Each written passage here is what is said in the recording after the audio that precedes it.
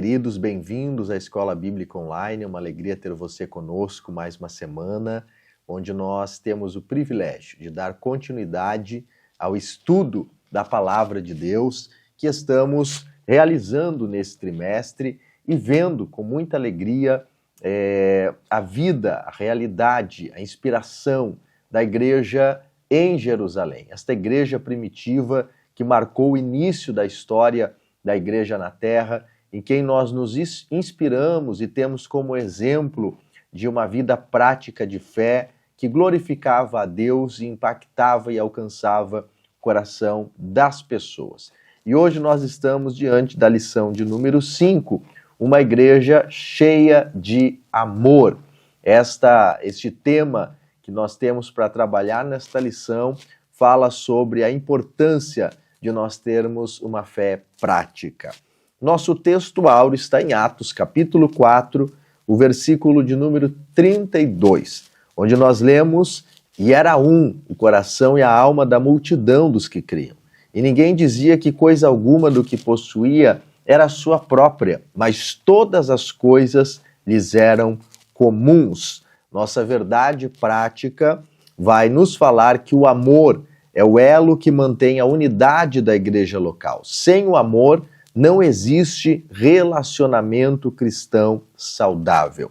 E a partir desta verdade prática, nós já podemos entender um princípio básico da lição que temos nesta semana.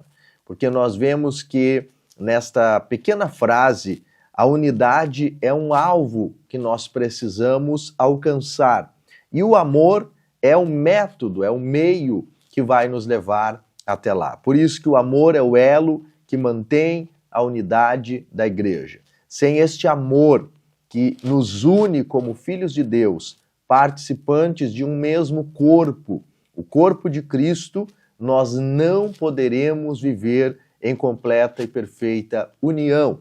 Então, a unidade é um alvo, o amor é um meio. Nós vamos poder estudar isso nesta semana.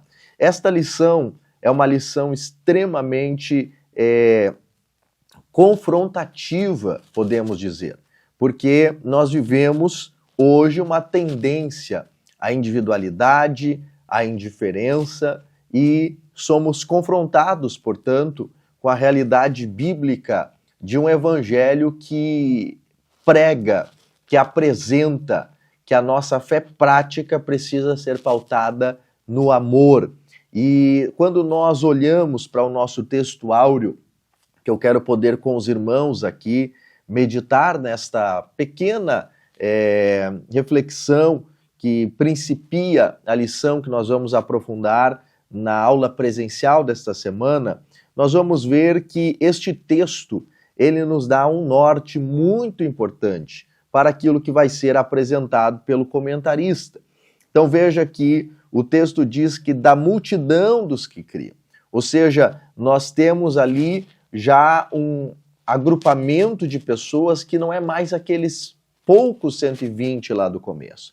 Nós temos hoje, neste momento da leitura, uma multidão de pessoas que compõem a Igreja de Cristo, e desta multidão o texto nos faz uma observação extremamente importante. Ele diz que o coração e a alma dessas pessoas estavam unidos, eram como se uma só pessoa fosse. Veja que quando nós olhamos para essas duas expressões, coração e a alma, nós precisamos recorrer ao conceito delas, para que nós possamos compreender o que Lucas, que é o autor do livro de Atos, está querendo nos apresentar neste texto. Coração, quando nós olhamos para o original, vem do grego cardia, que além de coração físico que nós temos, também fala sobre pensamento, sentimento. E quando nós falamos sobre alma, nós vamos ver que alma vem do grego psique, que significa o sentido da vida imaterial. É aquilo que nos constitui como ser humano, mas que nós não podemos tocar, não é material, não é físico. Quando nós olhamos para a constituição do texto, como Lucas escreveu, parece-nos que Lucas quer dar uma ênfase ao que ele está mostrando com este texto. Veja que ele primeiro fala do coração, então ele está apontando para um vínculo de sentimento, de pensamento, mas depois ele amplia esta apresentação para o conceito de alma, mostrando um vínculo mais completo, mais pleno de todo o ser. É como se Lucas estivesse dizendo, eles estavam unidos no sentimento, no pensamento, parasse em algum momento e refizesse essa escrita dizendo, na verdade, eles estavam unidos em todo o ser, na sua constituição como ser humano, como pessoas. Não tinha nada que estivesse em desarmonia, em desacordo naquela igreja. Tudo neles estava unido por um mesmo propósito. E isto é o modelo que a Igreja de Cristo precisa seguir nos dias de hoje. O mais lindo é o resultado de quando a Igreja de Cristo vive desta forma. O versículo de número 34 nos diz que não havia nenhum necessitado entre eles. Veja que eles, por estarem unidos no mesmo coração, numa mesma alma, era tudo em comum. O texto nos diz que eles vendiam suas propriedades, eles depositavam aos pés dos apóstolos e então as necessidades do povo eram supridas. E quando nós olhamos para este texto, para estes conceitos e definições, nós podemos concluir, portanto, que o amor é a manifestação prática da nossa união a despeito, apesar das nossas diferenças. Porque nós somos diferentes, mas quando nós estamos irmanados por este amor, nada impede com que nós estejamos vivendo para um mesmo propósito. Veja que, apesar das nossas diferenças, o amor vai ser sempre a manifestação prática da nossa união. Isto é algo divino.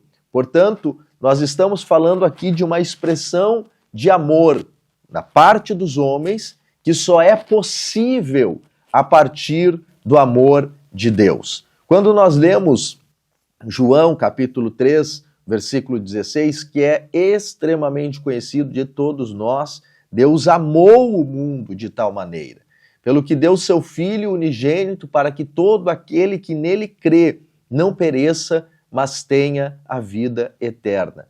Veja que, apesar do amor de Deus abranger todas as pessoas, existem pessoas amadas por Deus que vão perecer, e existem pessoas amadas por Deus que vão receber a vida eterna.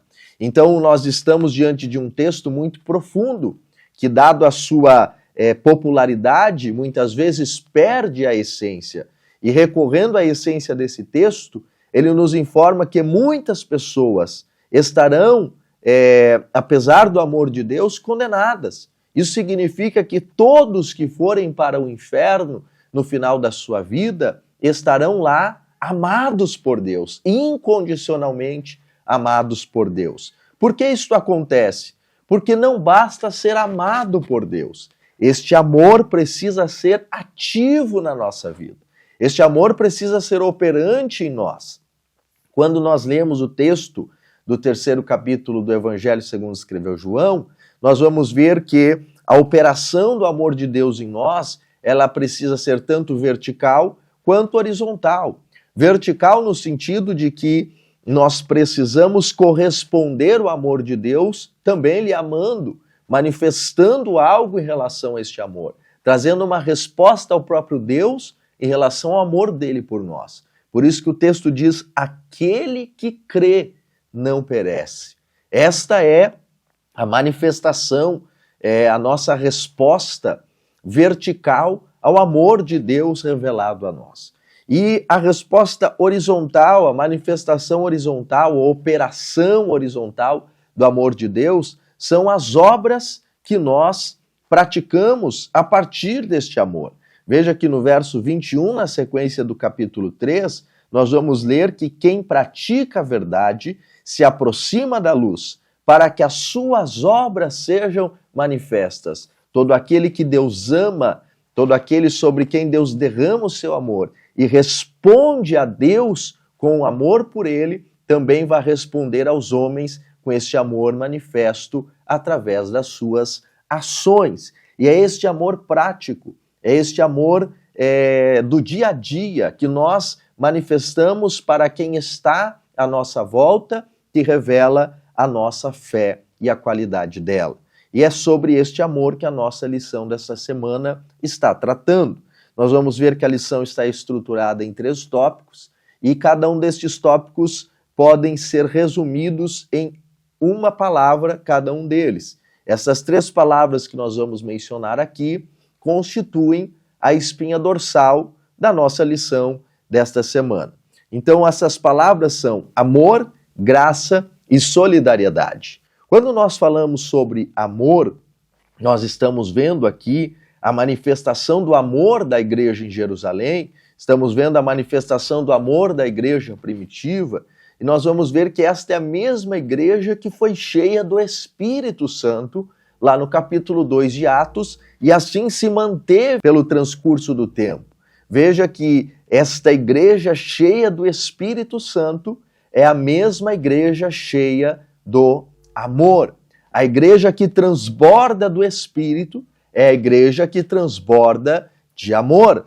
A pergunta é: o que acontece com quem é cheio do Espírito Santo? E a resposta é que esta pessoa transborda de amor.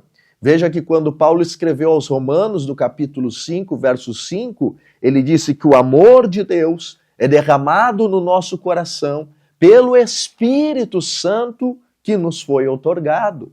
Ou seja, ser cheio do Espírito Santo não é tanto sobre você falar em línguas espirituais. Ser cheio do Espírito Santo não é tanto sobre você ser usado por Deus de uma forma extraordinária. Ainda que isso sejam manifestações reais de ser cheio do Espírito Santo. Mas ser cheio do Espírito Santo também é sobre você ter uma fé que se demonstra na prática através da manifestação do amor.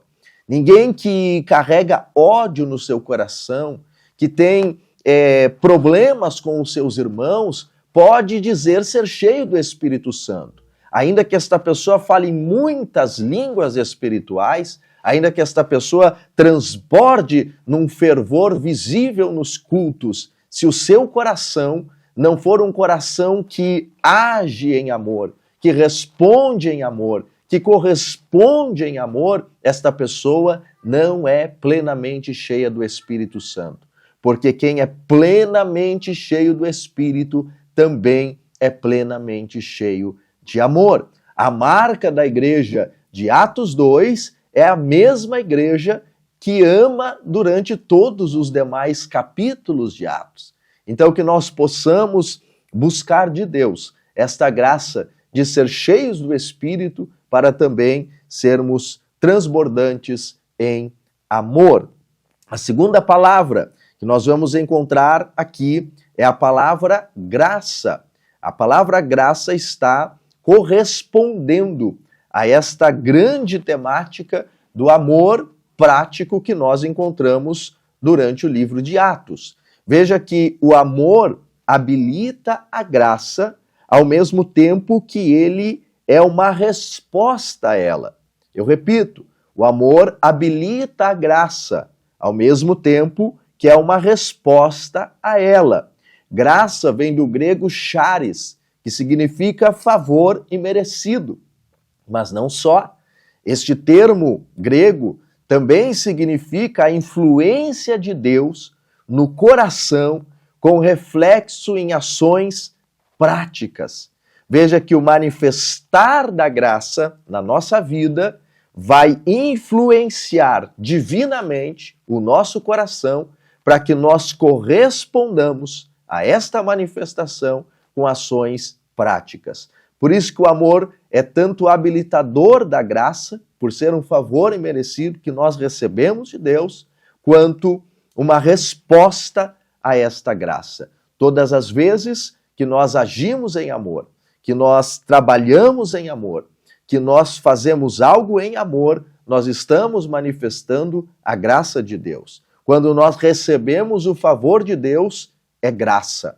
Quando nós agimos a partir deste amor, também é graça. Aleluia! E nós vamos ver aqui que a terceira palavra desta lição é solidariedade. Veja que quando nós abrimos a lição e estudamos, nós vamos ver que neste tópico especificamente, o nosso autor vai apresentar 3 dimensões que envolvem a solidariedade. Primeiro, solidariedade é uma questão de equidade e não de igualdade. Qual a diferença? Igualdade é eu pegar algo, dividir igualmente para todas as pessoas e cada um receber uma parte exatamente igual ao outro, sem considerar as necessidades, sem considerar as realidades. Não era isto que acontecia na igreja primitiva. Na igreja primitiva, o que acontecia era uma distribuição equitativa a partir das necessidades dos irmãos. Ou seja, os mais necessitados recebiam mais, os menos necessitados recebiam menos, os mais abastados não precisavam receber, eles tinham para dar. Isto é solidariedade. É nós entendermos que se trata de equidade e não de igualdade. O segundo aspecto que nós encontramos aqui é que solidariedade é uma questão de compartilhamento e não necessariamente de domínio. Por que isto? Porque o texto que lemos diz que algumas pessoas vendiam suas propriedades, traziam o dinheiro e depositavam aos pés dos apóstolos. Mas isso não foi para todas as pessoas.